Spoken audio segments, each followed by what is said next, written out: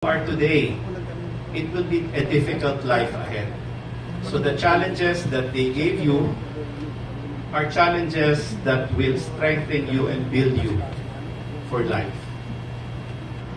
My message for today was prepared last night. It was on paper, but I decided not to read it anymore because I decided that I will speak from my heart. Over the past few decades, mga dekada, siguro mga magulang, maintindihan nila, wala pang YouTube nun eh. So, if you were to hear testimonies, you would have to attend face-to-face to people and speakers who will inspire you. Wala pang YouTube nun para panoorin mo yung mga inspirational videos and messages. And today, after decades of listening to speakers, I have come to a conclusion. More than half of what the speaker will say, you cannot remember. You will not remember. But you will remember the story that the speaker will share. Therefore, I have decided to share my story. A story I hope will inspire you during the times of challenges and difficulties. And hopefully one day, you will come here at Don Bosco to give your testimony also as a commencement speaker in the future. Isang malaking bagay sa aming batch 85. Actually, that's the best batch of Don Bosco. 1985, that's the best batch. According to us, that's the best batch Don Bosco ever produced, batch 85. Si Manix, you will agree with me, I'm sure. He's my batchmate. Anyway, my message to you, hopefully you will remember, is simple. Remember God and remember Lord. Yun lang. G-O-D, 3 letters, and L-O-R-D, 4 letters. These 2 words have guided my path every day. And because of that, I decided to share with the new graduates that every day, you should remember God and the Lord. Bakit? Let's start with the letter G. G. First letter, the first thing every day that you need to do is to give gratitude. Pasasalamat. Remember, you can always have more, but you can always have less. You can always have more, but you can always have less. That's why you have to be thankful for what you have right now. I'm not sure if you're aware, but somewhere in Iran, there's a bomb that exploded. Aware ba kayo doon? And somewhere in Israel, there were bombs that exploded. Can you imagine a developed country such as Israel, may bombang sumabog, and there are now homeless people, there are people that have relatives who died in these countries. So remember, gratitude. You can always have more, but you can always have less. Gratitude. The second letter is the letter O. Letter O, God. Letter O.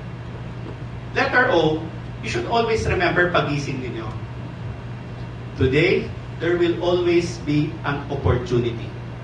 O. Every day is an opportunity. Whether you failed yesterday, whether you succeeded yesterday, or you failed before, today is a new day.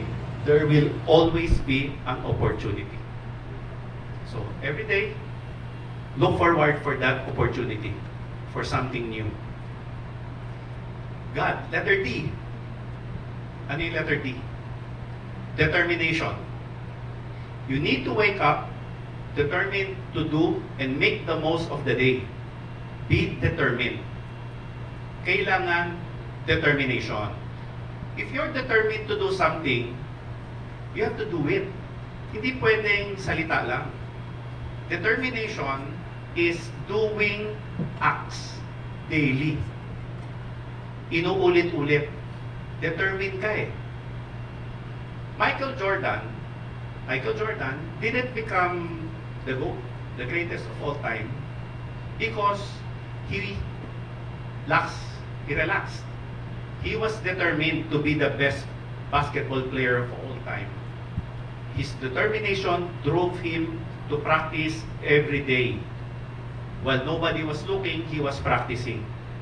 Until the game, that is where the time na lumabas na magaling siya. Determination. Do not forget that. Every day morning, G-O-D, D is for determination and doing it. Getting it done. The second word is Lord. So every morning, kaya nga thank you Lord tayo eh. Thank you Lord. Learn, letter L. It's learning. Learning new things and learning from your mistakes. Lahat tayo, no exceptions.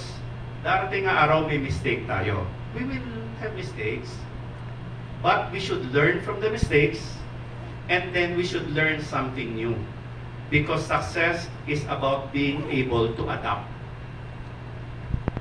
Learning is the ability to be able to adapt. Okay? Learn to adapt. Kung ano yung kailangan, you have to be able to adapt and you should be able to evolve. So keep learning. Do not stop. Learning doesn't stop. Keep learning. Importante yan. Kung kailangan nyo matuto magluto, bakit hindi? Mag-aral kayo magluto. Malay nyo, wife ninyo hindi marunong magluto. Mag-aral kayo magluto. Life is about learning. So, continue learning lang. Lord, L-O. Yung O, nasabi ko na sa inyo kanina, it's about opportunities. Ano yung R? Lord, L-O-R. R is about resilience. Alam niyo yung resilience? Being able to survive. Every day, you should practice being resilient. Regardless of a failure na dumating sa buhay, you need to be able to learn how to survive, to be resilient. Kailangan ninyo. And R is for repetition. Tandaan ninyo repetition. Doing things again and again and again and again, over and over again. That is repetition. And repetition is the secret to success. Which would you trust? A doctor who practice a day before the operation, or a doctor who has been practicing every day?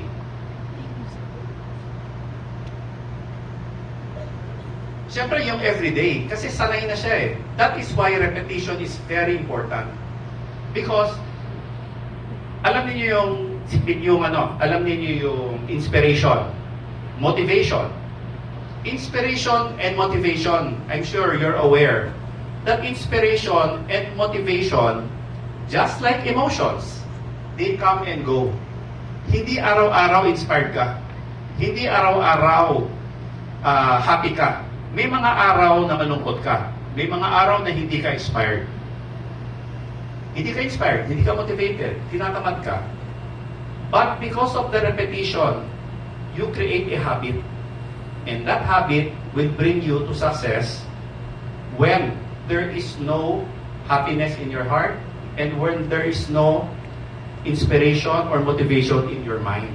It is your repetition of the daily habits that you do that will shape who you are. Repetition. And lastly, yung letter D. Ito yung letter D na to, ito yung para sa akin is the most important. So yung first one is God. Second is Lord. Thank you God, thank you Lord. And etong last D na to, ito yung pinaka-importante sa lahat. It's about dreams. Dreams. I'm sure lahat kayo may mga pangarap. Ang dreams sa Tagalog is pangarap. Kaya pangarap ninyo ngayon, engineer, congratulations, lahat kayo, nakapasok, nakapasa, you're now engineers. Congratulations, lahat kayo, graduate ngayon. Congratulations, you have achieved your dreams. But always remember that your success will depend on your country. If you have a dream for yourself, do not forget about the Dream Philippines. Dream Philippines. Kung may pangarap kayo sa sarili ninyo, I hope today that I'm able to share na mangarap din tayo ng mas magandang bansa. Our skills will not be of use if our country is a country that is going down. Our careers is dependent on the success of our country. It is not going to be successful. It's not going to be successful if it is only about yourself. It also means na you need to help your community succeed also. Can you imagine, successful engineer ka, successful career person ka, uuwi ka sa bahay mo, huholdabin ka na kapitbahay mo. Dahil sila naiwanan. You have to think about developing the Philippines, dream of a better Philippines, dream of a better community. That is why